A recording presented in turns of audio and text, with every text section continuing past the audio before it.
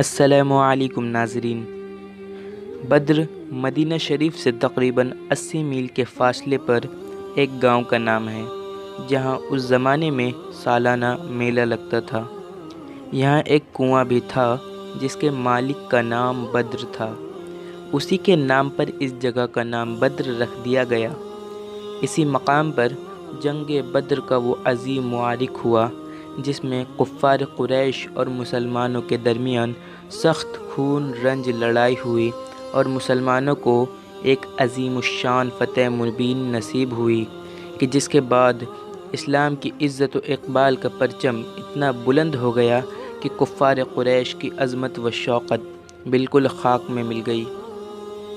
اللہ تعالیٰ نے جنگ بدر کے دن کا نام یوم الفرقان رکھا اور قرآن کی سورہ انفال میں تفصیل کے ساتھ اور دوسری صورتوں میں اجمالاً بار بار اس جنگ کا ذکر فرمایا اور اس جنگ میں مسلمانوں کی فتح مبین کے بارے میں فرمایا، اور یقیناً خدا تعالیٰ نے تم لوگوں کی مدد فرمائی بدر میں جبکہ تم لوگ کمزور تھے، تو تم لوگ اللہ سے ڈرتے رہو تاکہ تم لوگ شکر گزار ہو جاؤ۔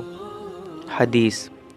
جنگ بدر کی اس حدیث میں حضرت انس رضی اللہ تعالی عنہ سے مروی ہے کہ حضور پاک صلی اللہ علیہ وسلم نے میدان جنگ میں جنگ سے پہلے زمین پر ہاتھ رکھ کر فرمایا کہ یہ فلاں کافر کے مرنے کی جگہ ہے اور یہ فلاں کی۔